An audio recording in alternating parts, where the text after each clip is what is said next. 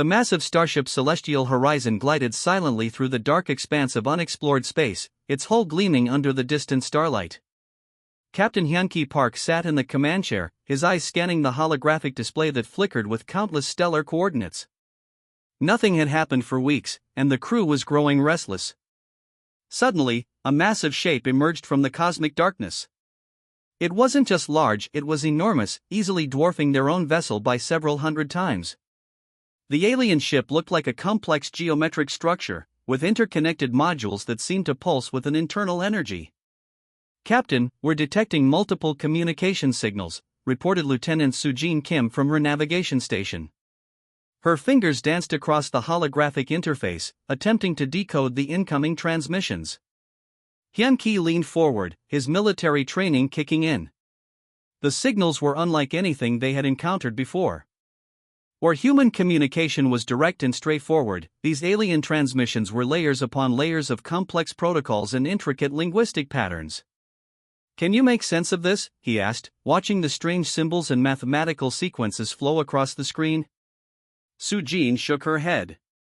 "It's like they're requesting permission to be contacted while simultaneously creating barriers to actual communication.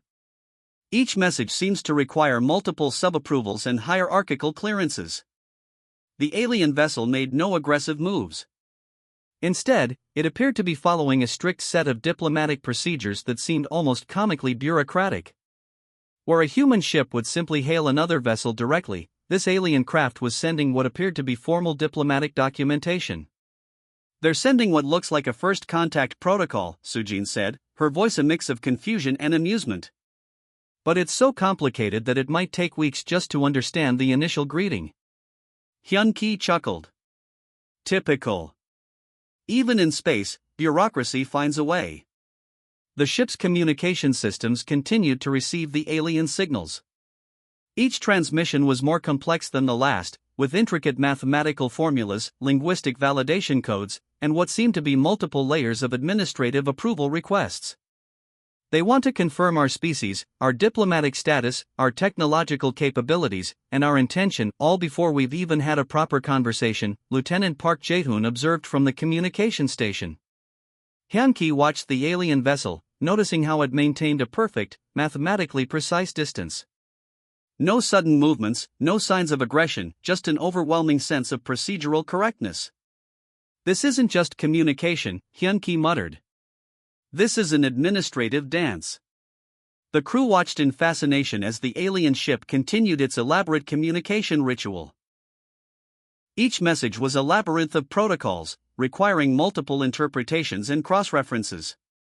It was clear that whoever, or whatever, controlled this vessel valued process over direct interaction. Soo-Jin finally managed to extract a basic meaning from the complex transmissions. "They're from something called the Zorian Galactic Confederacy," she reported. "And they seem more interested in filing the correct paperwork for our encounter than actually meeting us." Hyun-Ki smiled. Humanity had encountered many alien civilizations, but none quite like this. Where humans valued directness and efficiency, these Zorians appeared to worship complexity and procedure.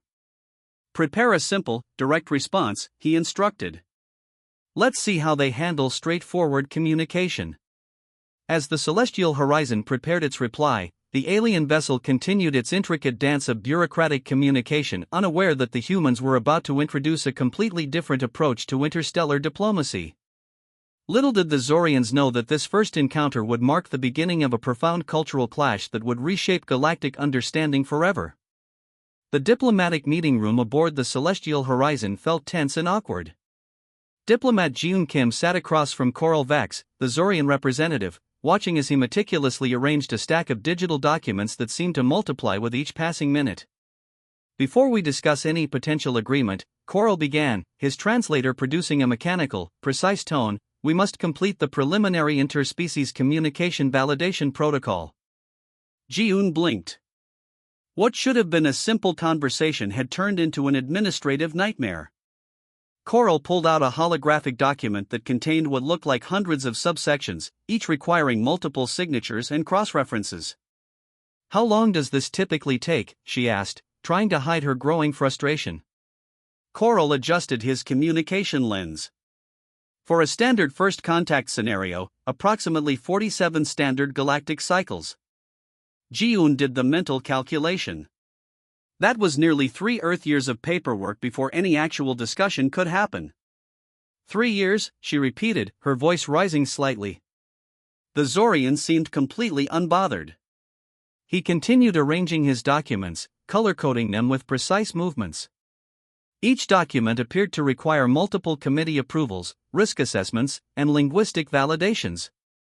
A junior Zorian assistant entered, carrying what looked like additional documentation. More papers materialized, each more complex than the last. Ji-un watched in disbelief as the stack grew higher and higher. We must assess potential communication risks, Coral explained, seemingly unaware of human impatience. Each potential misunderstanding requires a comprehensive risk evaluation. Ji-un's communication training kicked in. Humans were taught flexibility, quick thinking, and direct problem solving. The Zorians appeared to approach communication like a complex mathematical equation that required endless calculation. What if we simplified the process, she suggested. Coral looked genuinely confused. The concept of simplification seemed completely foreign to him. His entire body language suggested that complexity was not just a method, it was a fundamental belief system. Simplification introduces unpredictable variables, he responded, adding another document to his growing stack. Unpredictability is the enemy of proper communication. The room's tension grew. Where humans saw communication as a dynamic, fluid exchange, the Zorians treated it like a rigid, immovable scientific experiment. Every potential word, gesture, and potential misunderstanding required multiple layers of approval. Ji-un decided to test their communication approach. She pulled out a simple sketch she had prepared, showing basic trade and cultural exchange concepts. The drawing was straightforward: 2 ships, some exchange symbols, a handshake. Coral's reaction was not what she expected. Instead of seeing a clear proposal, he began analyzing the sketch's geometric angles, color balance, potential symbolic misinterpretations, and cultural implications. This handshake representation requires a 72-point cultural compatibility assessment, he announced, pulling out yet another document. A human crew member watching the interaction started laughing, which only increased the Zorian's bureaucratic energy. Coral began explaining how laughter itself might require a separate communication risk assessment. Ji-un realized they were experiencing a fundamental cultural clash. Human communication was about connection, understanding, and moving forward. Zorian communication seemed designed to prevent any actual communication from happening. We could solve this in minutes, she muttered, watching Coral carefully stamp and cross-reference another document. The diplomatic meeting continued, a bizarre dance of human directness versus Zorian procedural complexity. Each moment revealed more about their completely different approaches to interaction, understanding, and progress. What should have been a simple first contact had transformed into an extraordinary demonstration of cultural differences, with paperwork as the unexpected battlefield. Little did they know, this meeting was just the beginning of a relationship that would challenge everything both species understood about communication, diplomacy, and interspecies interaction. The Zorian Technology Research Center was a massive, gleaming complex that sprawled across 3 interconnected space platforms. Dong-Hae Lee stood in the central demonstration hall, holding a small device that looked almost insignificant compared to the enormous computational arrays surrounding him. The Zorian Technology Council watched with a mixture of curiosity and professional skepticism. Their lead researcher, Dr. Vorel Nex, had spent decades developing a quantum communication prototype. It was a project that had consumed enormous resources, multiple research teams, and countless computational hours. Dong-Hae's device was different. It was small, compact, and looked almost simplistic. The human engineer smiled quietly, knowing what was about to happen would challenge everything the Zorians understood about technological development. This is a portable quantum communicator, he explained simply. The translation device converted his words into precise Zorian technical language, each word carefully parsed and analyzed by the listening researchers. Dr. Nex stepped forward, his multiple communication lenses focusing intensely on the small device. Our current quantum communication prototype requires 3 entire research platforms and has been in development for 17 standard galactic cycles, he stated, his tone a mixture of pride and professional challenge. Dong-hae nodded. I built this in 72 hours, he said casually. The room went silent. The Zorian researchers looked at each other, their complex communication lenses flickering with confusion. How was such rapid development possible? With a simple press of a button, Dong-hae activated the device. It hummed to life, creating a stable quantum communication field that immediately connected to multiple distant communication points. The holographic displays around the room lit up, showing crystal-clear communication channels that seemed impossible from such a small device. Dr. Nex's computational lenses began analyzing the device's specifications. Every scan revealed something more impossible than the last.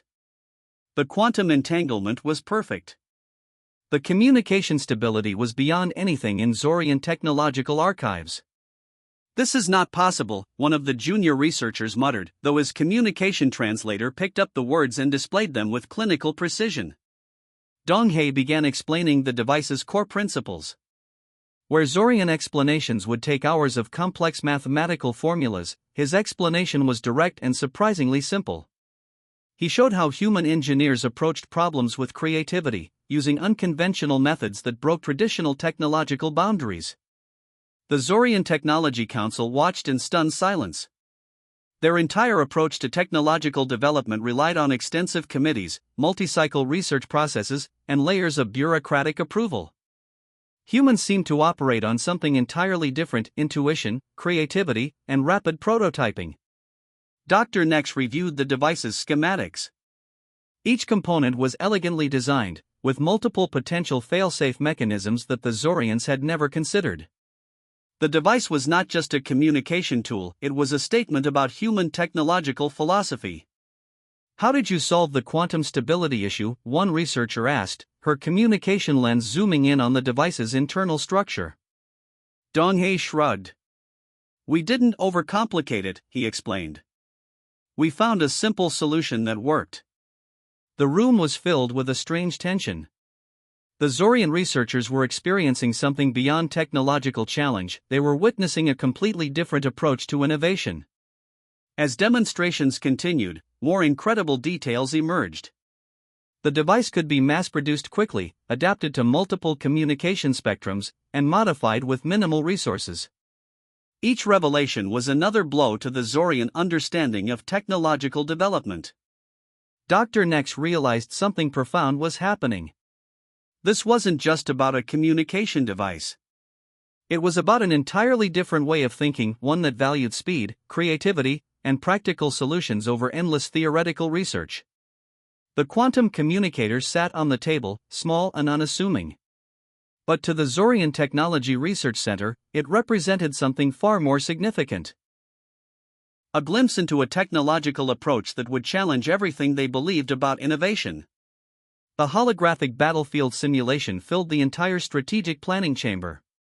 Military strategist Jae-sung Park stood at the center, his calm demeanor contrasting with the intense Zorian military council surrounding him. Their communication lenses flickered with complex data streams, analyzing every potential movement. The simulation began with a standard Zorian defensive scenario. Massive ship formations moved in perfect geometric patterns, each unit maintaining exact mathematical distances. Their strategy looked like an intricate dance, precise, calculated, but ultimately predictable. Jae-sung's demonstration was different. His human simulation units moved with an unpredictability that immediately confused the Zorian tactical computers. Where Zorian ships followed strict protocol, human units adapted, changed formation instantly, and used terrain and timing in ways that seemed almost chaotic. Your current defensive strategy assumes enemies will follow predictable patterns, Jae-sung explained. His voice was calm, almost conversational. But real conflict doesn't work that way. The Zorian military commander, General Krell Vox, watched with growing concern. Each human movement defied their complex strategic algorithms. Ships changed positions without apparent reason, used unexpected resource management techniques, and seemed to communicate through intuition rather than strict command structures. In one particularly striking moment, a small human unit successfully neutralized a much larger Zorian defensive formation by using unconventional tactics that completely bypassed traditional defensive calculations. The Zorian ships, so perfectly arranged, became their own weakness. Adaptation is our primary strategy, Jae-sung continued. We don't just plan, we respond. The simulation continued, revealing more shocking differences. Zorian military doctrine relied on centralized command, with each unit waiting for precise instructions. Human units operated with decentralized leadership, where individual teams could make critical decisions without waiting for central approval. General Vox's communication lenses began processing the data, but the results were increasingly uncomfortable. The human approach wasn't just different, it was revolutionary. A junior Zorian military analyst whispered to his colleague, "Their entire military philosophy is based on breaking our rules." The simulation reached its final stage. The human units had completely dismantled the Zorian defensive formation using methods that seemed impossible according to traditional strategic thinking. Quick decision-making, creative resource usage, and a willingness to take calculated risks had overcome mathematical precision. Jae-sung wasn't just presenting a military strategy. He was demonstrating a fundamental difference in thinking. Where Zorians saw conflict as a mathematical problem to be solved, humans saw it as a dynamic, living challenge that required constant innovation. "We don't win by following rules," Jae-sung said quietly. "We win by understanding that rules can always be rewritten." The Zorian Military Council sat in stunned silence. Their entire strategic understanding was being challenged by a simple demonstration. Centuries of military doctrine were being dismantled in less than an hour. General Vox finally spoke. "Your strategy defies all our computational models." Jae-sung smiled. "That's exactly the point."